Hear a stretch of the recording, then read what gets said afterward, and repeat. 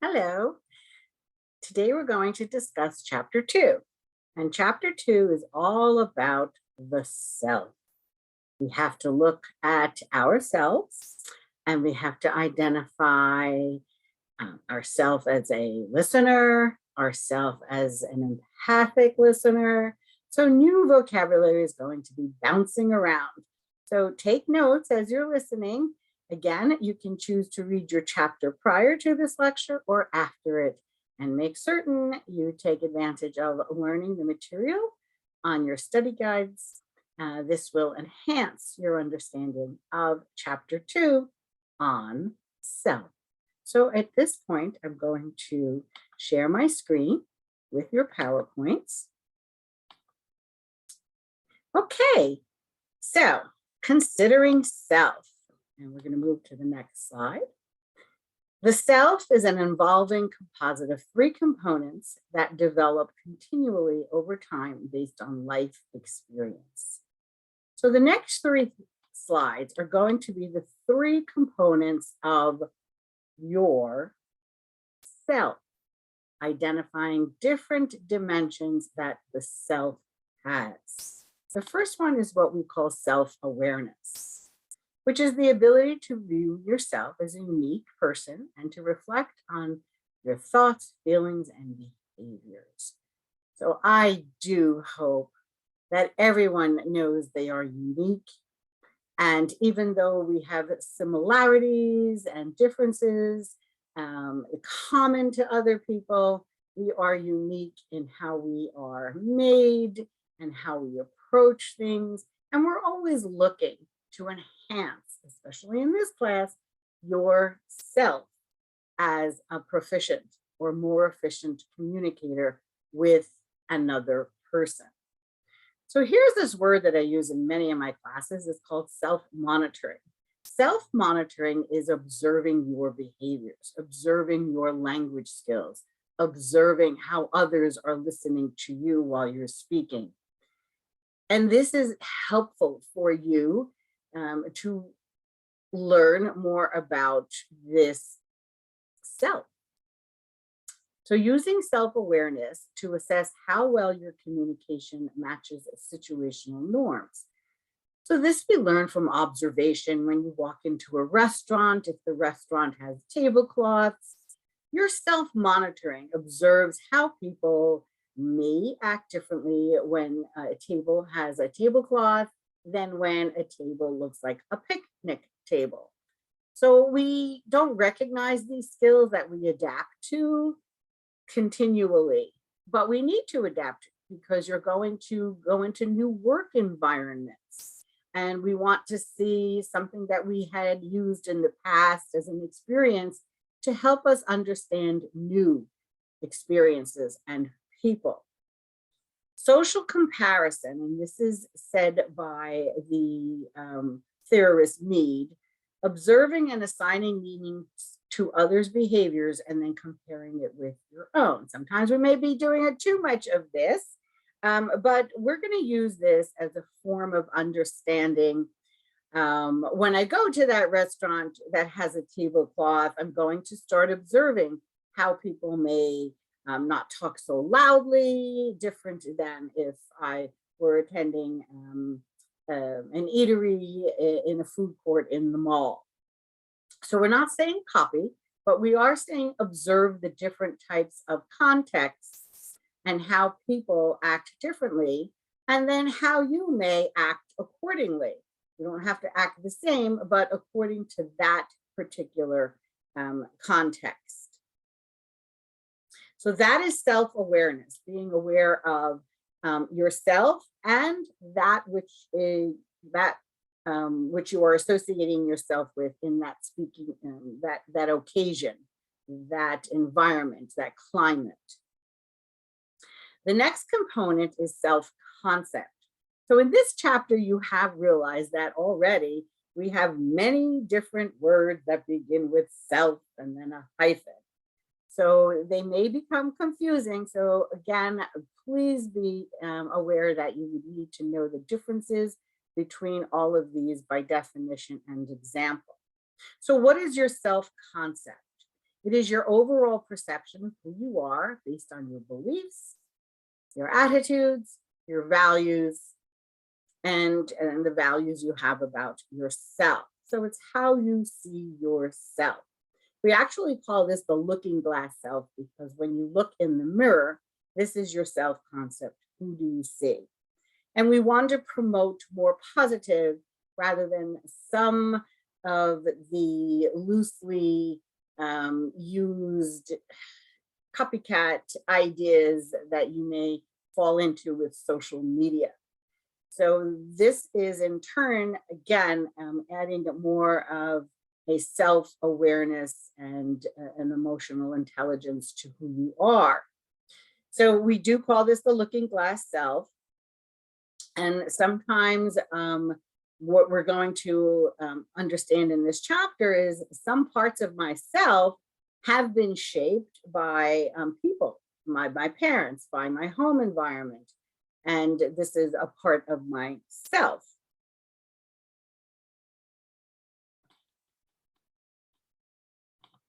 So self-concept clarity.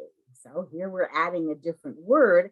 And again, it is not a new word to you. Clarity, being clear, is the degree to which you have clearly defined, consistent, and enduring sense of self. So I don't know if we're there yet, but you can identify different aspects of yourself that were given to you and that you believe are part of yourself. So if your parents are a Democrat or a Republican, you may choose to be the same. So what self-concept clarity is, are you really true to either party that you say you are because you want to be, not just because your parents have set up that belief system, or a professor or a teacher, or a social concept. So we really want to, when we say clarity, is this really what I am all about? Now, we may or may not have heard the term self-fulfilling prophecy. So predictions about future interactions that lead us to behave in ways that ensure the interaction unfolds as predicted. That's a lot, right? Whatever you believe you achieve, that's a cliche that stems from this self-fulfilling prophecy. So for example, if you didn't do well in math in high school, you have a self-fulfilling prophecy that when you get to college, you're also not going to do so well. So you may not put the energy into it, and therefore the outcome is that you don't do so well. So we want to alter those, and we want to be more positive. Because I didn't do so well in high school, this is my new opportunity. College is new, everything's new, and math is new. So we're going to take a different perspective from a different environment. And that's how we change some of the negative self-fulfilling prophecies that we have about ourselves into positive. And we've heard of this term before, self-esteem, the overall value, positive or negative, that we assign to ourselves. This may not be so clear to you. That's why other people may say, oh, you have a high self-esteem. Oh, you have a low self-esteem. So we're going to identify what a high self-esteem is and a low self-esteem. So the overall value you have for yourself should be more positive than negative. So if you are looking in that mirror and the first thing is, I hate my hair, I hate my nose, I hate my face, that's a lower self-esteem. But we doesn't have to stay that way. Let me change my hairstyle. My nose is my nose. And we're going to, we have so many role models that aren't picture perfect, and some that are had a little bit too much nip and tuck. So we want to change those purely negative to seem positive. So here's a picture of what I was describing. So when this is a picture of a cycle of low self-esteem, negative beliefs about self. So when you do that looking glass and you do look in the mirror, start with positives. Even right now, start with a positive. And we don't want to graduate to this hierarchy of because I'm feeling sad and because I'm feeling not so intelligent, I hate myself because of that. So we can't do that because who we are is not what we say. What we say is what we say, and who we are is that flesh and blood and tissue and all that, your human experience. So we want to make sure that even though I have a negative belief about myself, I don't have to overall give myself that negative value. So maybe I'm stinky in math. Okay. What am I not stinky in? Or I know when something's on sale, 20% off, I can figure it out because it's money. Well, there is a positive. So you don't hate math.